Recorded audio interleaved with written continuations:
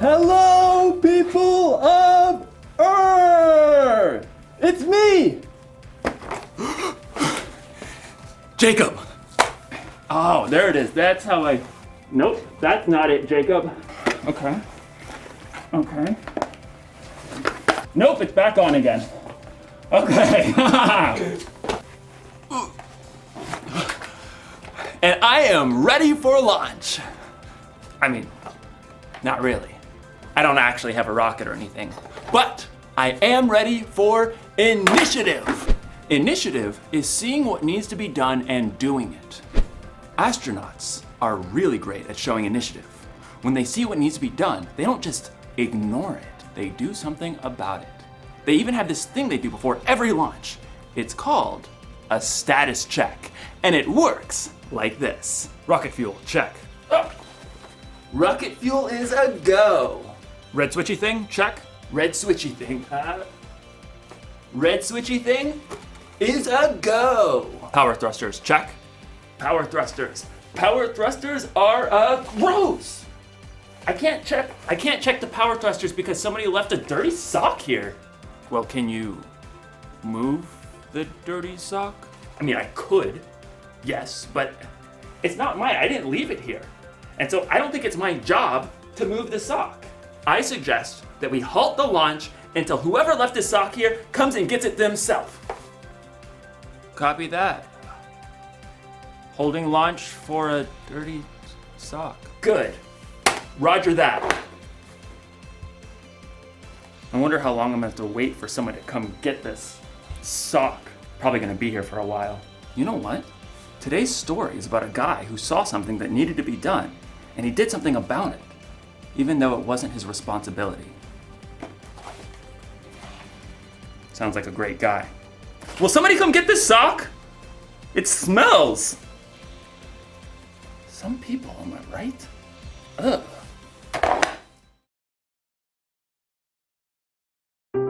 The Bible. It's 66 books of history, stories, letters, and poetry that fit together to form God's one big story. The epic adventure of how He created us and loves us so much that He made a way to rescue us. As we travel through the Bible, from Genesis to Revelation, we discover people who met God and found their lives changed forever.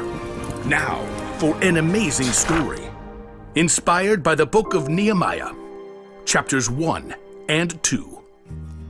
Over and over, the Israelites promised to be faithful to God. But over and over again, they turned away from Him. At last, God allowed enemy armies to take His people captive and carry them off to Babylon, nearly 1,000 miles away. After 70 years, God allowed some of His people to return to Jerusalem and rebuild the temple.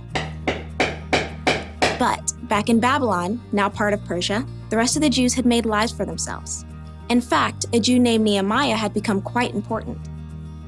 Greetings. I am cupbearer to the king. A cupbearer was like a bodyguard who checked to make sure that no one poisoned the king's food or drink. Nehemiah was likely a trusted advisor. Your Majesty, may I suggest the date pudding? But though it was nearly 150 years since the Israelites had left Jerusalem, Nehemiah's heart was still in his homeland. When his brother Hanani returned from his trip to Judah, Nehemiah had a chance for some news. Brother, how are the people left in Jerusalem? Some are still alive, but they're having a hard time. Oh no. The wall of Jerusalem is broken down. The gates have been burned with fire. People are ashamed. That's terrible. A city without walls could never prosper. The people would always live in fear of being attacked. I'm sorry to bring such bad news. No, I'm glad you told me. Dismayed, Nehemiah sat down and wept. He couldn't even eat for several days. Instead, he poured his heart out to God. Lord, you are a great and wonderful God. See how your people are suffering. Please listen to me. I'm praying for the people of Israel. We Israelites have committed sins against you. We haven't obeyed the commands you gave to Moses. Nehemiah reminded God of the promise he made to his people. You said, "If you people are not faithful, I will scatter you among the nations. But if you return to me, I will bring you back." Lord, Please pay careful attention to my prayer. Give me success when I bring my request to King Artaxerxes. For 4 whole months, Nehemiah prayed daily to God. He knew before taking action, he needed to listen and prepare. At last, he was ready. Your Majesty, Anyone who came before the king was supposed to appear happy. But for the first time, Nehemiah allowed his true feelings to show. Oh, why are you looking so sad? may you live forever? Why shouldn't I look sad? The city of my people has been destroyed, and fire has burned up its gates. The king could have been annoyed and ordered Nehemiah to be punished, but God moved his heart. Well, what do you want?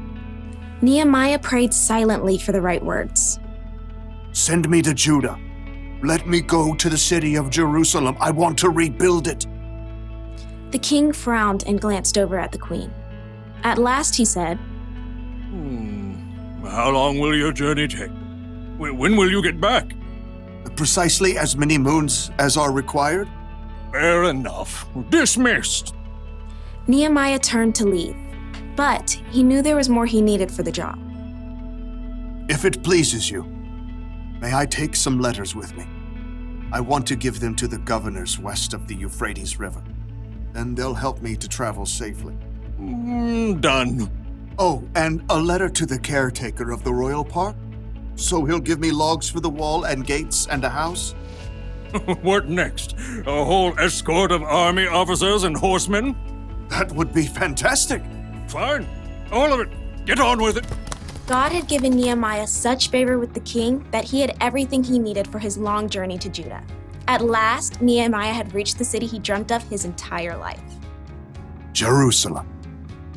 Though Nehemiah was overjoyed by the first glimpse of the city, it must have been difficult to see its crumbling, broken down walls. So much work to be done. But Nehemiah didn't tell anyone his plan at first. On a bright moonlit night, Nehemiah snuck out with only a few others to see the full damage to the walls. We have to know what we're up against. Nehemiah traveled by donkey.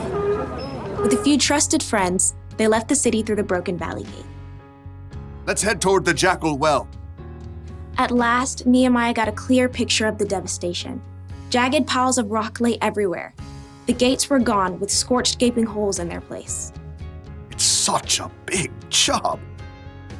Only God can do this. Nehemiah circled what was left of the wall, heading up the Kidron Valley and at last returning through the valley gate. The next morning, he called together the priests and nobles and officials. You know, I've come to visit my people in Jerusalem, but that's not the only reason I'm here. Nehemiah gestured to the jagged remains of the wall, visible from where they stood. You can see the trouble we're in. Jerusalem has been destroyed. Fire has burned up its gates. Tell us something new. Come on, let's rebuild the wall of Jerusalem. Then people won't be ashamed anymore. Well, I mean, that's something to consider if you think about this. Our grandparents tried that years ago. But God has been helping me. He gave me favor with the king. He'll help us complete the work. So who's in? Well, me. I'm in. Me too. Let's start rebuilding! God moved the hearts of the people to help Nehemiah, and together they began the gigantic job of repairing the walls and gates of Jerusalem.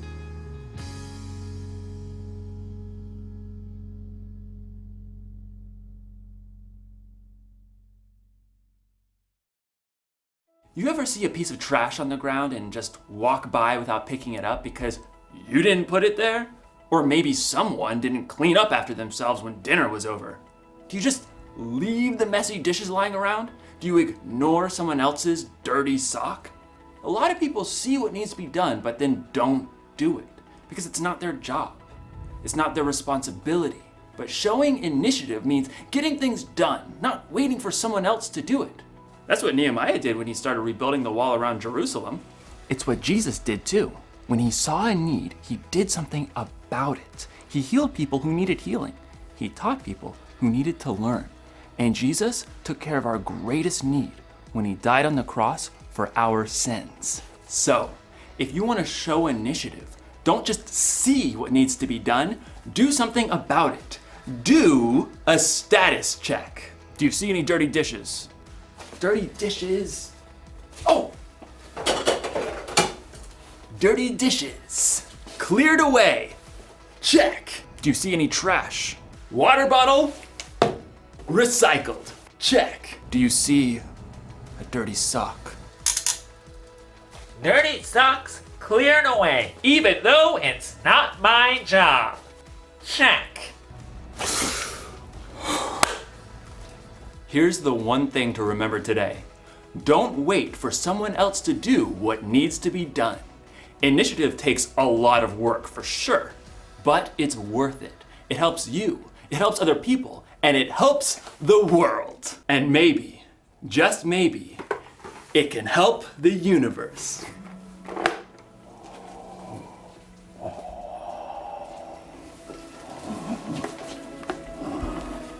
I'll see you next time.